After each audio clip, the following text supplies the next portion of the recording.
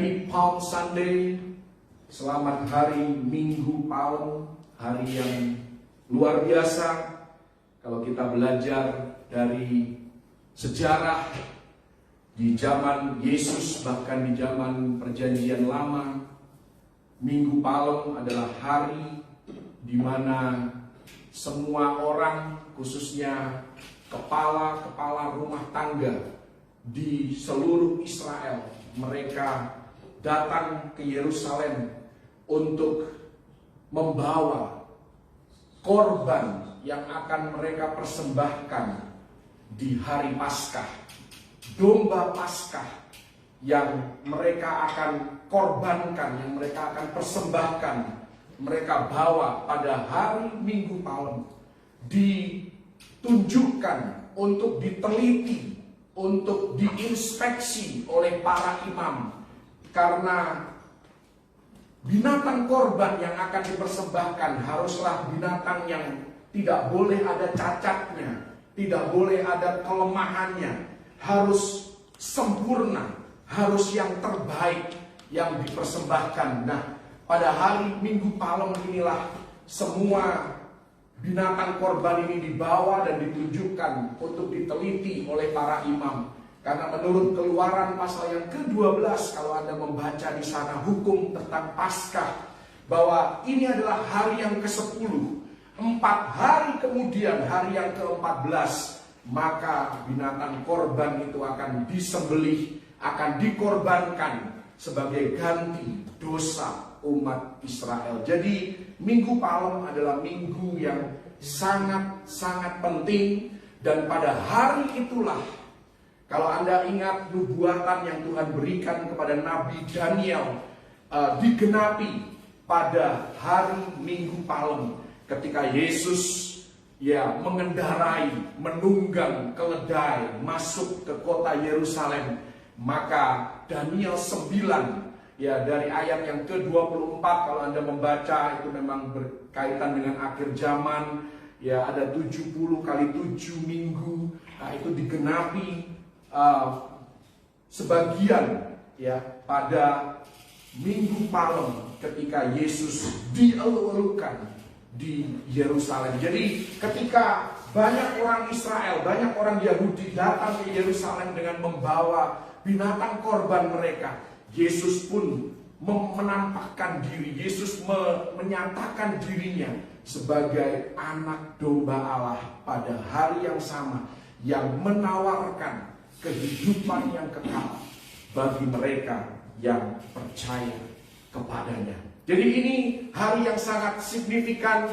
Selama ini mungkin kita tahu Minggu Palem adalah hari ketika Yesus disambut dengan daun pohon palem. Itu memang benar, tetapi signifikansinya adalah pada hari Minggu Palem Yesus muncul dan menyatakan dirinya sebagai anak domba Allah, korban persembahan dari Allah sendiri yang menghapuskan dosa dunia, dosa orang-orang yang percaya kepadanya, bukan hanya untuk 1 tahun, tetapi untuk selama-lamanya. Dosa masa lalu, dosa masa sekarang, dan dosa masa depan ketika kita menaruh iman percaya kita kepada anak domba Allah, Yesus Kristus, maka semua dosa kita diampuni dan dihapuskan. Itulah signifikansi dari sudut pandang sejarah, dilihat dari sisi rohani juga. Penampakan Yesus, kemunculan Yesus di Yerusalem dengan menunggang keledai. Karena itu hari ini saya mengajak Anda untuk belajar dari keledai. Karena ada banyak hal yang kita bisa belajar dari keledai. Seringkali kita diajarkan bahwa keledai ini binatang yang bodoh, binatang yang dungu. Tetapi Anda bisa cek di Google, Anda bisa cek di internet bahwa keledai itu adalah salah satu binatang yang punya ingatan yang paling tajam. Karena itu ada peribahasa yang katakan bahwa keledai pun tidak jatuh di lubang yang sama untuk kedua kalinya. Kenapa? Karena keledai punya memori yang sangat baik, punya ingatan yang sangat baik. kita akan belajar banyak hal tentang keledai. Sebelumnya saya mengajak Anda membuka di dalam kebenaran firman Tuhan, diambil dari Injil Matius pasal yang ke-21. Injil Matius pasal 21 kita akan melihat 9 ayat yang pertama. Perikop di sana dikatakan Yesus dielu-elukan di Yerusalem. Ketika Yesus dan murid-muridnya telah dekat Yerusalem dan tiba di Betfage yang terletak di Bukit Zaitun, Yesus menyuruh 2 orang muridnya dengan pesan, pergilah ke kampung yang di depanmu itu, dan di situ kamu akan segera menemukan seekor keledai betina tertambat dan anaknya ada di dekatnya.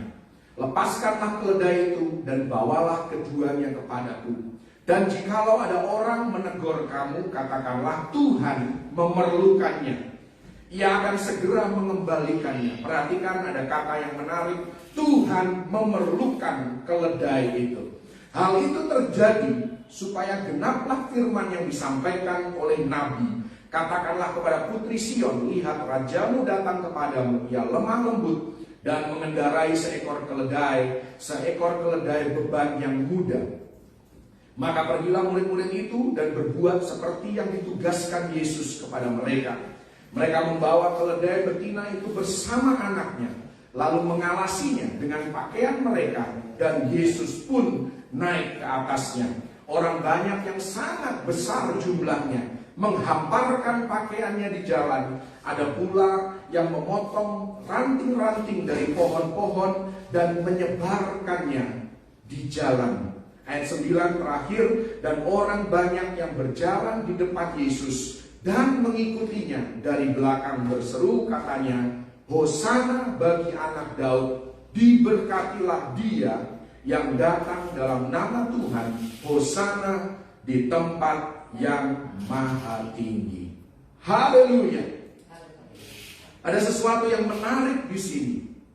Karena Tuhan memilih keledai. Karena keledai memiliki karakteristik yang membuatnya dapat dipakai oleh Tuhan. Ini merupakan peristiwa yang penting. Seperti yang saya jelaskan tadi, Minggu Palem bukan sekedar orang menyambut Yesus masuk ke Yerusalem. Ini adalah hari di mana Yesus menyatakan dirinya sebagai anak domba Allah yang menghapus dosa dunia, bukan hanya untuk 1 tahun, tetapi untuk selama-lamanya.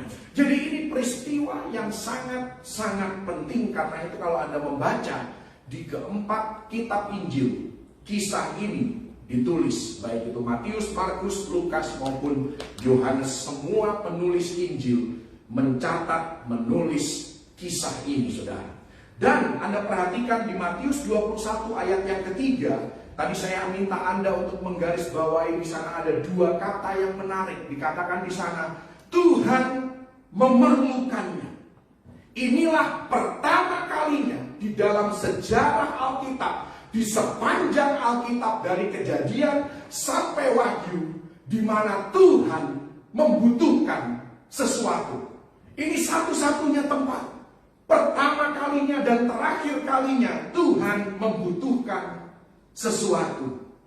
Kita tahu bahwa Tuhan adalah Tuhan yang tidak butuh apa-apa. Kita tahu bahwa Tuhan itu maha segalanya. Dia maha tahu, maha kuasa, dia maha segalanya. Kalau manusia itu lumrah, kita perlu makan, kita perlu uang, kita perlu minum, dan sebagainya. Tetapi Tuhan yang kita sembah adalah Tuhan El Shaddai. Bahkan dikatakan di dalam Kisah Rasul 17 ayat yang ke-25, ada sesuatu yang menarik. Tuhan kita, Tuhan yang tidak dilayani oleh tangan manusia. Bahkan Tuhan tidak membutuhkan pelayanan kita. Seolah-olah ia kekurangan apa-apa. Karena dialah yang memberikan hidup dan nafas dan segala sesuatu kepada semua orang. Bahkan saya mau katakan secara ekstrim, Tuhan tidak butuh penyembahan kita. Tuhan tidak butuh kita datang ke gereja. Tuhan tidak butuh kita datang beribadah. Ketika kita datang ke gereja, kita tidak sedang memberikan kepada Tuhan apa yang Dia perlukan, karena Tuhan tidak memerlukan apa-apa. Ibadah di surga terjadi dan berlangsung secara terus-menerus. Tuhan tidak butuh ibadah kita. Kitalah yang butuh untuk datang beribadah.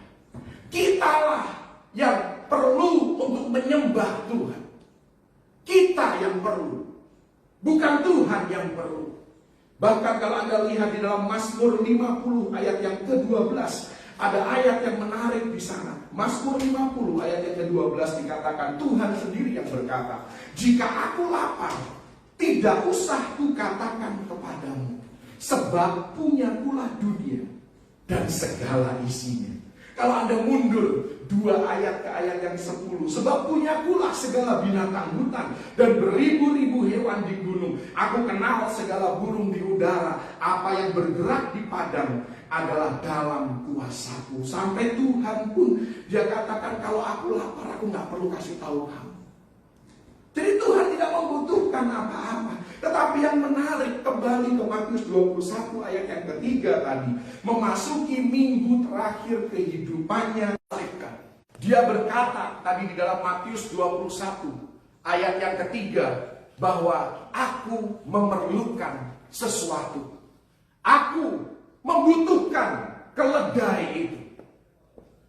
Yang menarik di sini adalah Tuhan tidak meminta seekor kuda putih yang gagah, yang berotot, yang kelihatan indah, yang kelihatan mewah dan megah.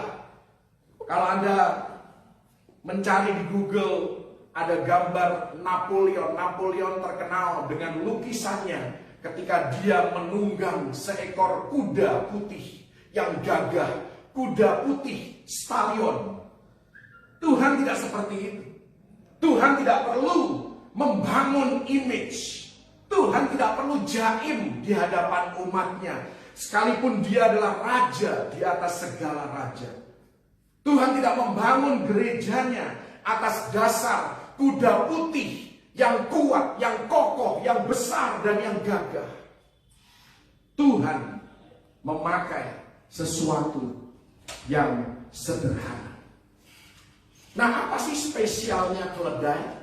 Apa sih yang membuat keledai ini dipilih oleh Tuhan? Ada beberapa hal, tetapi satu hal tentang keledai. Keledai adalah binatang pengangkut beban. Itulah keledai. Di dalam kehidupan kita, orang percaya, memang Tuhan tidak membutuhkan apa-apa dari kita.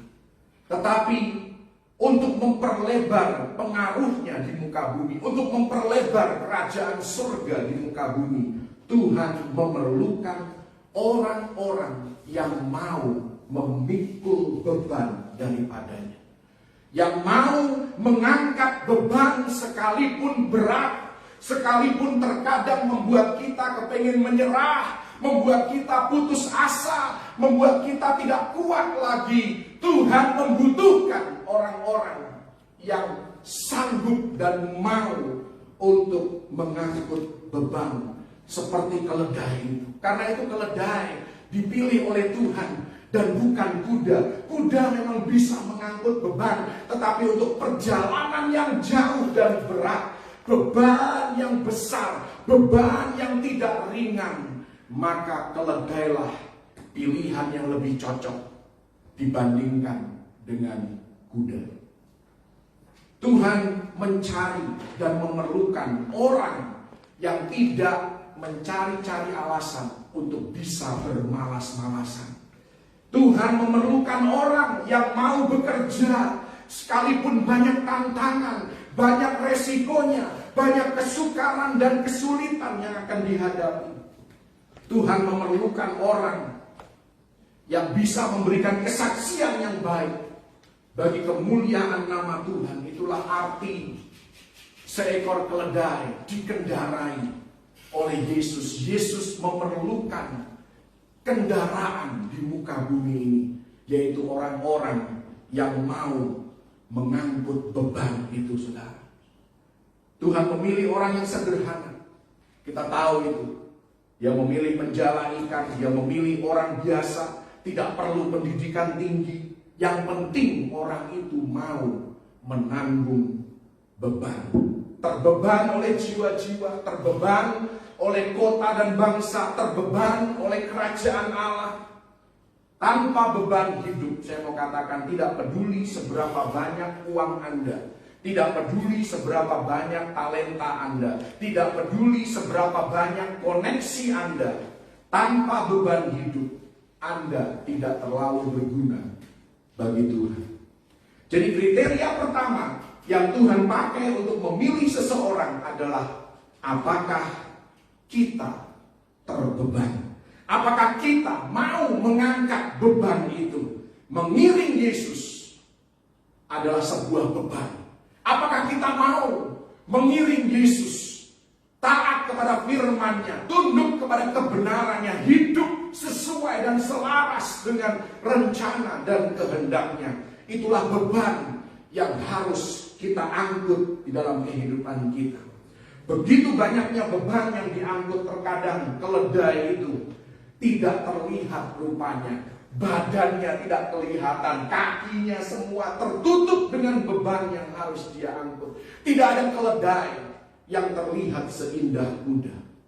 Kalau dibandingkan dalam hal kegagahan dan penampakan luar, sepertinya kuda lebih hebat daripada keledai. Tetapi orang seperti keledai lah yang diperlukan oleh Tuhan. Orang yang ketika beban itu dikenakan kepada dia, beban itu harus dia tanggung. Orang itu tidak hancur, orang itu tidak berubah, tetap stabil. Orang itu tidak menyerah di bawah beban yang berat sekalipun. Kita tidak perlu di dalam kehidupan ini menjadi kuda putih stallion seperti yang difoto dan dilukis bersama dengan Napoleon. Yang terpenting di dalam kehidupan kita adalah pada akhirnya kita mendengar Yesus berkata, baik sekali perbuatanmu itu, hai hambaku yang baik dan setia. Karena kita mau belajar, ada sedikitnya 5 pelajaran dari momen terakhir kehidupan Yesus sebelum disalibkan, ketika Yesus masuk dengan mengendarai dan menunggang keledai ke kota Yerusalem. Ini adalah momen terakhir kehidupan Yesus sebelum disalibkan. Kita pun hidup di zaman akhir, di hari-hari yang sedang berakhir. Inilah karakteristik orang-orang yang dicari dan diperlukan oleh Tuhan. Yang pertama, Tuhan mencari, tadi saya sudah jelaskan, orang yang mau mengangkut beban. Kenapa?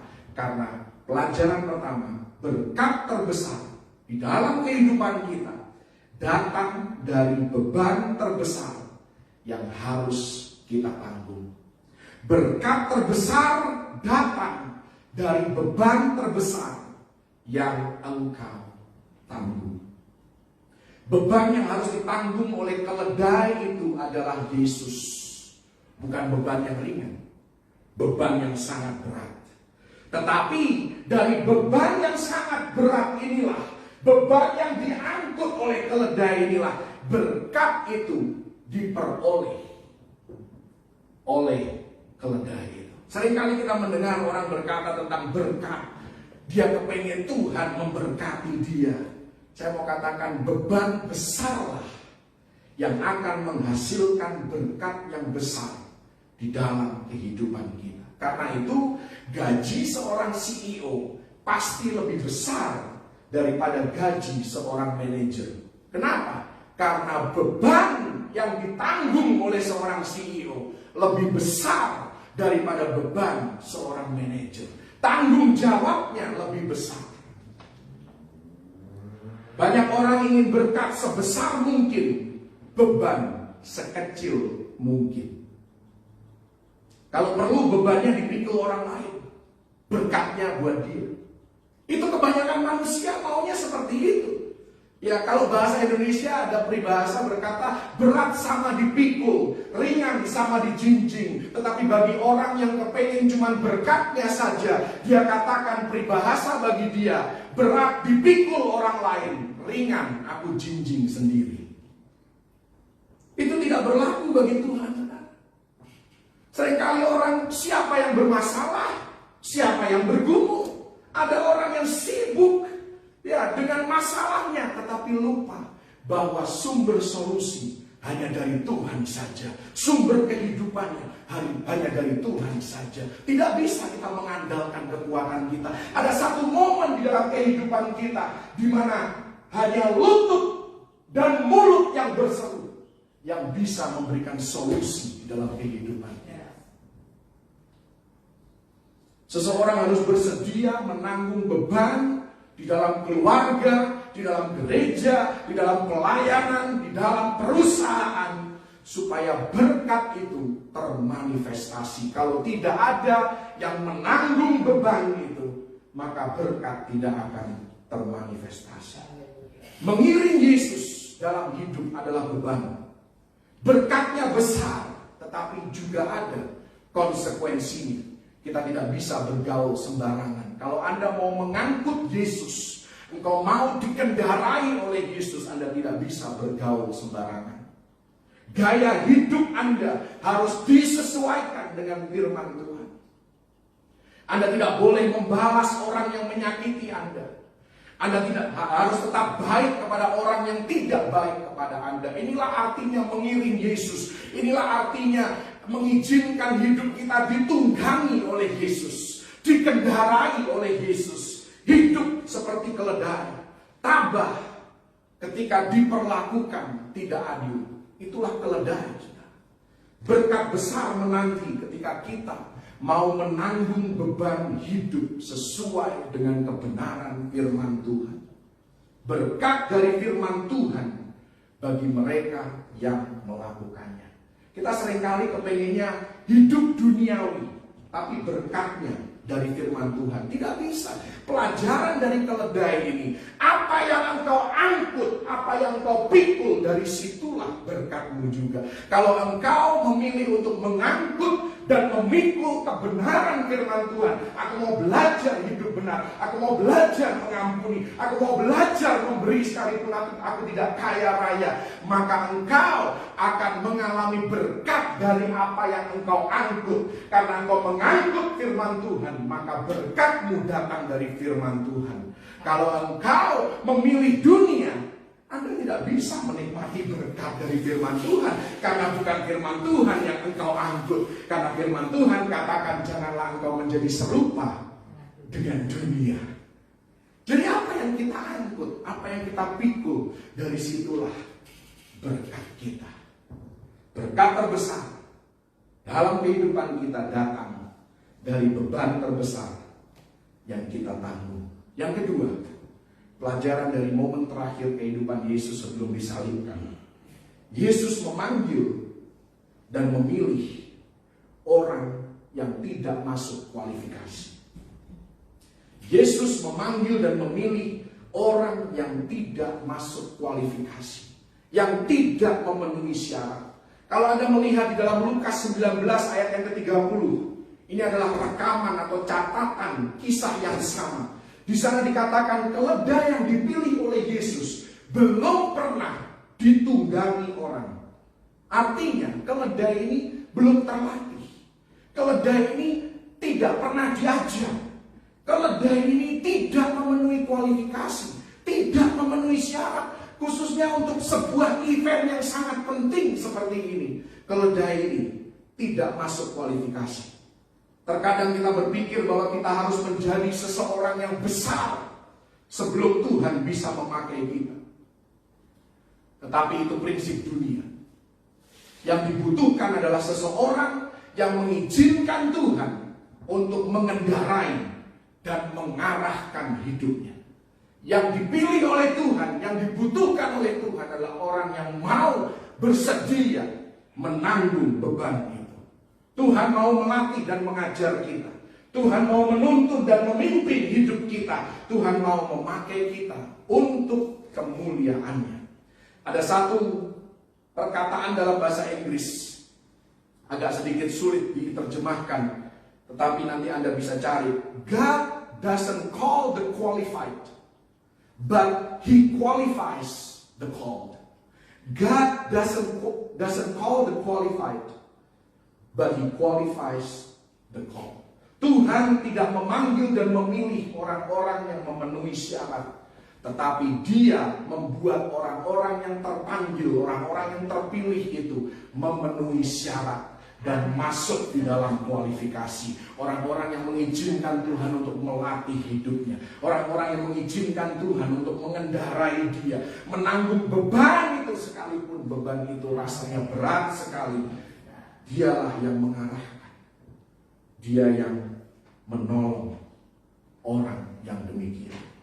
Pelajaran yang ketiga, ini sangat penting bagi Anda dan saya, karena inilah kehidupan kita. Pelajaran ketiga adalah keledai diciptakan untuk ketahanan dan bukan kecepatan. Tuhan mencari ketahanan, bukan kecepatan. Karena itu Tuhan pilih keledai. Tuhan tidak pilih kuda, karena kuda sudah jelas dia akan lari lebih cepat daripada keledai. Tetapi yang dipilih oleh Tuhan, yang diperlukan oleh Tuhan adalah ketahanan. Orang yang tekun, orang yang rajin, orang yang terus dia mendorong ke depan, dia terus bergerak selangkah demi selangkah.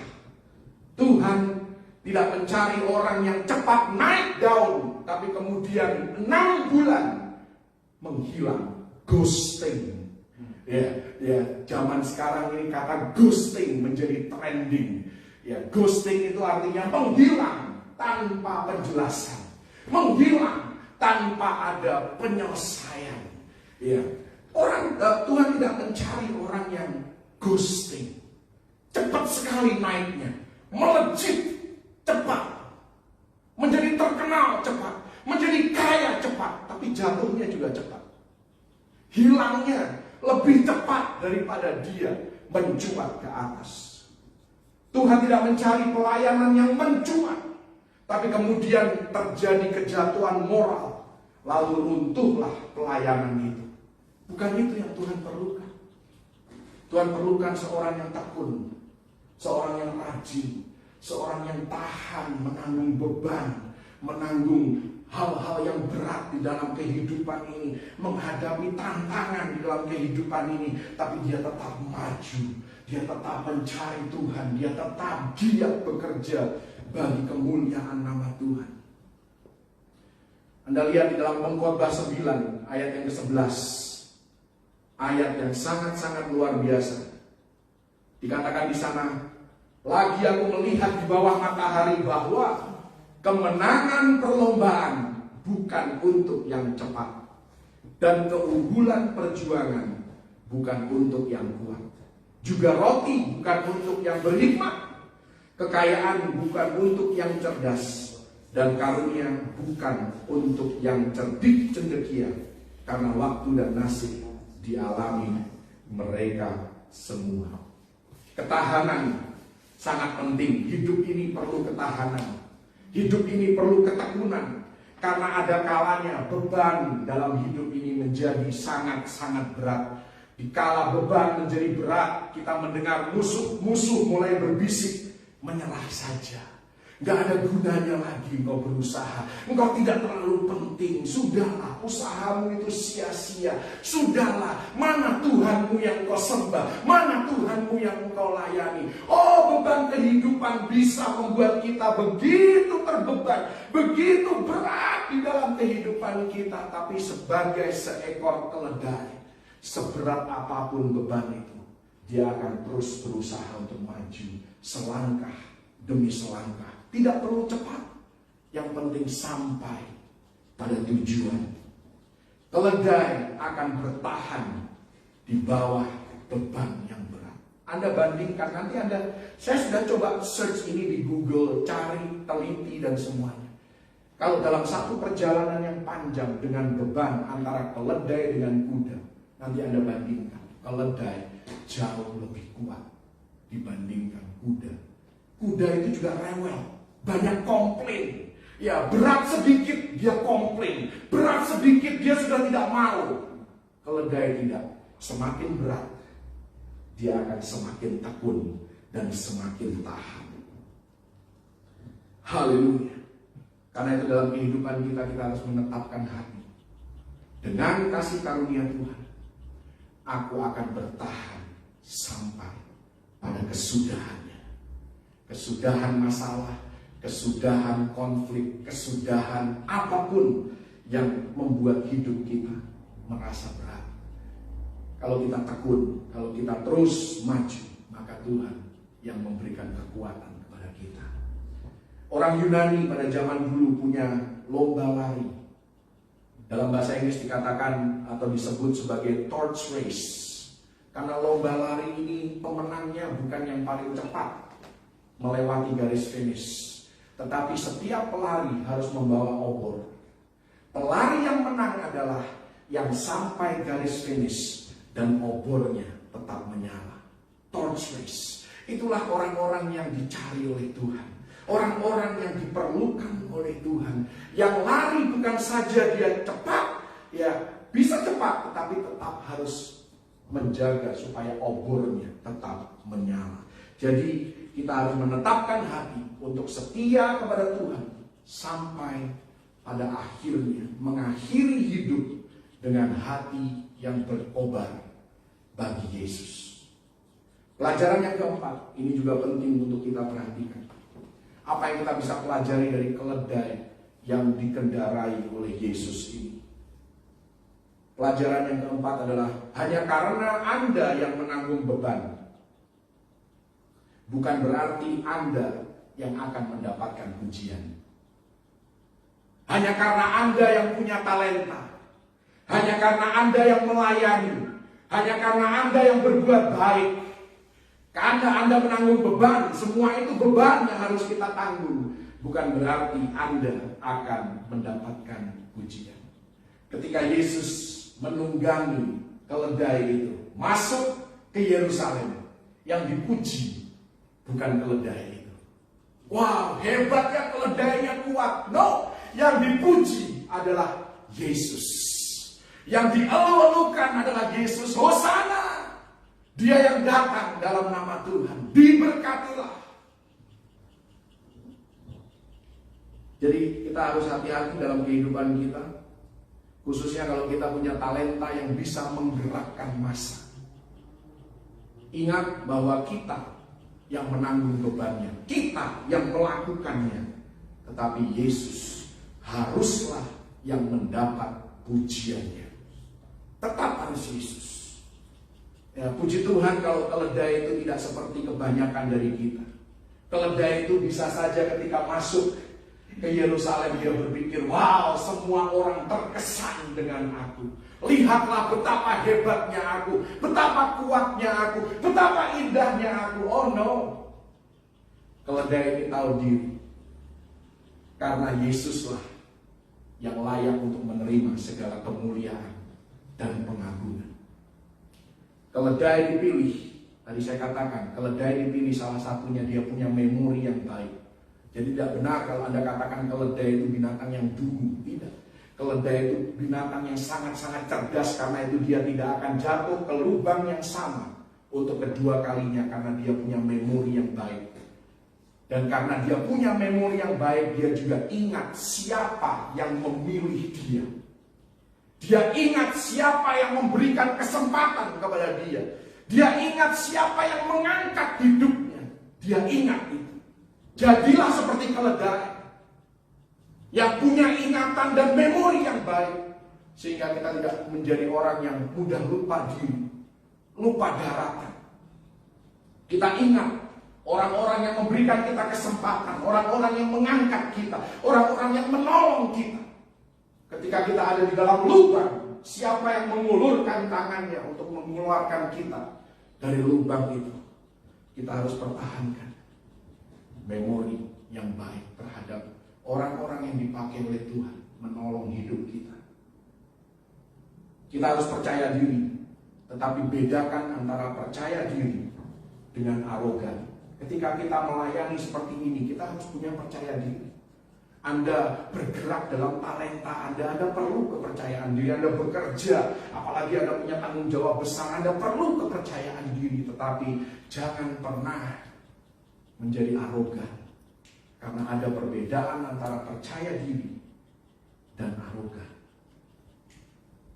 Ada seorang pendeta besar, ini baru saja terjadi, baru-baru ini terjadi. Seorang pendeta besar terkenal, dia meninggal dunia. Dan setelah dia meninggal dunia, untungnya sudah meninggal dunia, baru diketahui bahwa seumur hidupnya dia punya kehidupan yang immoral. Anda mungkin dengar tentang beritanya. Kemudian para pengikutnya mulai bertanya-tanya. Para pengikut yang diselamatkan melalui pelayanan pendeta ini, dia mulai bertanya-tanya. Mereka mulai bertanya-tanya, bagaimana dengan keselamatan kami? Aduh, pendeta yang mengkhotbahi kami, pendeta yang menginjili kami, pendeta yang membawa kami pada keselamatan di dalam Yesus Kristus, dia jatuh di dalam kehidupan yang immoral. Bagaimana dengan keselamatan kami? Seolah-olah keselamatan mereka menjadi diragukan. Tetapi ada seorang hamba Tuhan yang lain berkata, meresponi pertanyaan mereka. Dia katakan, mudah saja, yang menyelamatkan Anda itu bukan pendeta Anda. Yang menyelamatkan Anda adalah Yesus.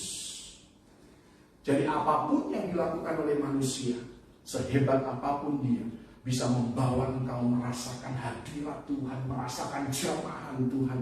Anda yang menanggung bebannya, tetapi Yesuslah yang tetap harus menerima segala pujian dan kemuliaan. Kalau keluarga dan bisnis kita diberkati hari ini, karir kita diberkati, keuangan kita diberkati, kesehatan kita diberkati, pastikan Anda memberikan segala kemuliaan bagi Tuhan. Itu pelajaran yang keempat. Jadi yang pertama, kita sudah belajar bahwa berkat terbesar datang dari beban yang terbesar yang harus kita tanggung. Yang kedua, Yesus memanggil dan memilih orang yang tidak masuk kualifikasi. Yang ketiga, keledai diciptakan untuk ketahanan dan bukan kecepatan. Yang keempat, hanya karena Anda yang menanggung beban, punya talenta, Anda yang melayani, Anda yang berbuat baik, bukan berarti Anda akan mendapatkan pujian. Yang kelima dan yang terakhir, apa pelajaran yang kita bisa petik dari peristiwa Minggu Palem 2000 tahun yang lalu? Pelajarannya adalah Yesus tidak akan bisa memaksimalkan potensi kita sampai kita terlepas. Yesus tidak akan bisa memaksimalkan potensi kita sampai kita terlepas.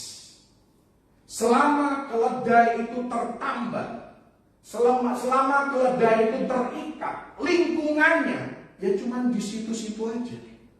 Dia tidak akan melihat banyak hal. Dia akan melihat hal-hal yang sama. Kalau kehidupan kita izinkan untuk terus-menerus terikat dengan suatu kecanduan atau ketagihan, dengan immoralitas, kita izinkan diri kita terikat, maka kehidupan kita tidak akan jauh. Pemandangan kita tidak akan jauh dari situ. Kecanduan lagi, balik lagi, ya, ketagihan tidak bisa mengatasi, ya, kembali lagi ke immoralitas, kembali lagi ke perzinahan, kembali lagi ke perselingkuhan. Kenapa? Karena masih terikat. Kembali lagi ke kegagalan, kembali lagi ke kekurangan, selalu melihat kelemahan, selalu negatif, selalu pesimis, selalu egois. Kenapa? Karena kita terikat. Sampai kita terlepas dari ikatan itu, Yesus tidak akan pernah bisa memaksimalkan potensi kita. Keledai itu harus dilepaskan dan dituntun kepada Yesus. Keledai itu dilepaskan, baru dia akan melihat pemandangan yang baru. Dia mendapatkan wawasan yang baru. Sekarang dia melihat bukan hanya debu-debu di sekitar ikatan dia, tetapi dia melihat kota Yerusalem. Dia melihat orang-orang memuji Tuhan, orang-orang melambai-lambaikan daun pohon palem. Kita seringkali suka menolak pemimpin, kita suka menolak nasihat, kita suka menolak mentor, kita suka menolak gembala kita. Kita hanya suka mendengar kepada orang-orang yang suka menyenangkan telinga kita. Saya mau katakan saudara, bukan Yesus loh yang menuntun keledai ini. Yang menuntun keledai ini adalah seseorang yang diutus oleh Yesus ke sana. Tuhan bisa pakai siapapun untuk memberikan nasihat kepada kita. Janganlah kita menjadi orang yang menutup hati kita, menutup pikiran kita. Cuman aku yang benar, cuman ideku yang benar.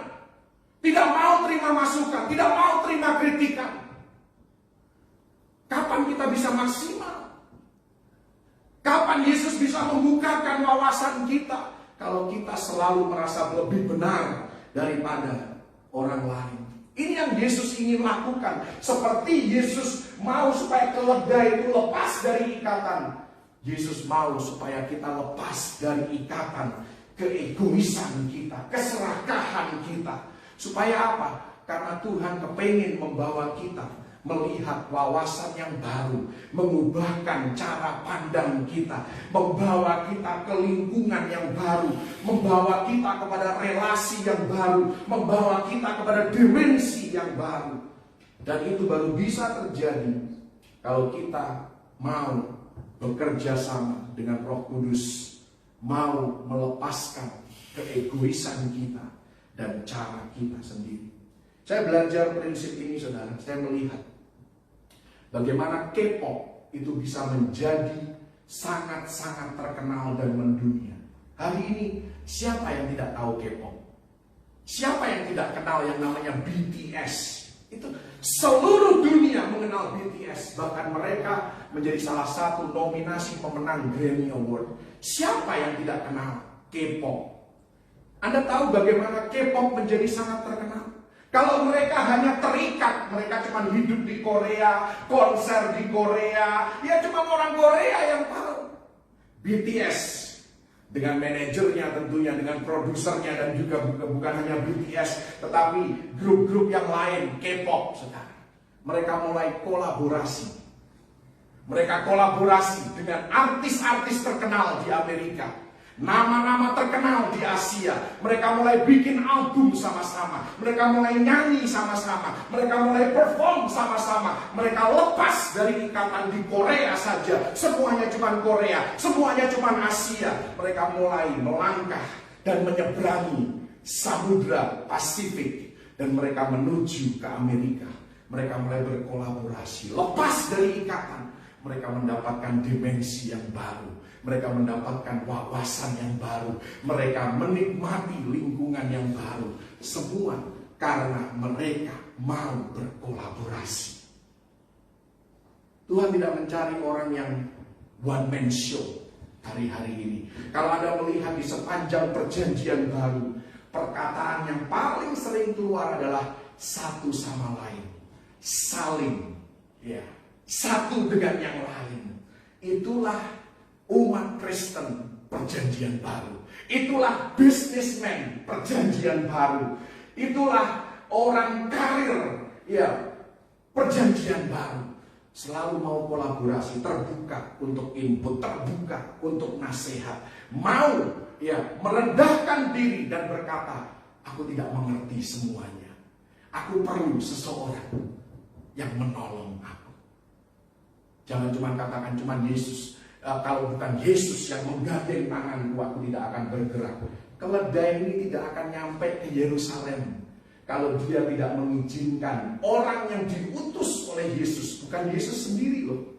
Orang yang diutus oleh Yesus melepaskan dia dari, ya, ikatannya dan menuntun dia ke Yerusalem. Saya kenal seseorang. Dia dulu, bukan dulu, sekarang pun masih anak daripada mantan bos saya, yang sudah almarhum. Pinter sekali anaknya. Dia membuat platform pembayaran digital. Dia bikin programnya sendiri. Dia bisa berkreasi sedemikian rupa sehingga menjadi platform yang sangat-sangat menarik. Tetapi yang menarik bagi saya adalah ketika ada sebuah perusahaan menawarkan kerjasama dengan anak ini. Ini anak saya kenal, mungkin dia tidak kenal saya, tapi saya kenal dia karena dia adalah anak daripada mantan bos saya. Bayangkan kalau anak ini dia bilang, aku nggak mau lah kerjasama, aku nggak mau lah. Ini kan kreasi, aku nggak mau orang menikmati kreasiku, aku tidak mau orang mendapatkan keuntungan dari kreasiku. Coba kalau dia berpikir seperti itu. Untung dia tidak berpikir seperti itu. Karena apa? Karena yang mau kerjasama dengan dia adalah sebuah perusahaan namanya Grab. Dan begitu kerjasama itu ditandatangani, dia langsung mendapatkan 100 juta US dollar.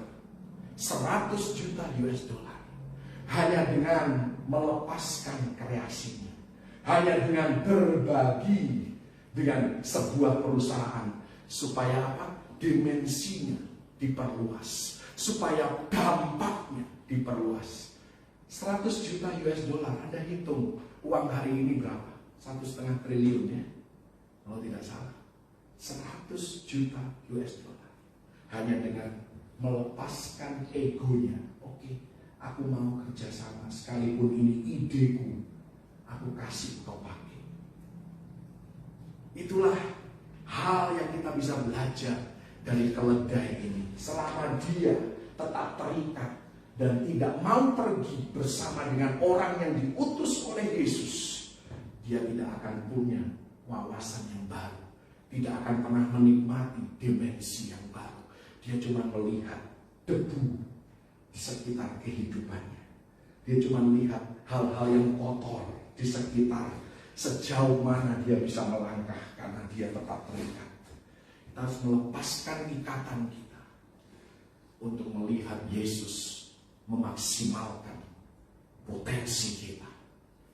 Dan terkadang kita perlu untuk merendahkan hati kita dan berkata kepada orang di sekitar kita, aku tidak tahu semuanya, aku perlu bantuan, aku perlu pertolongan.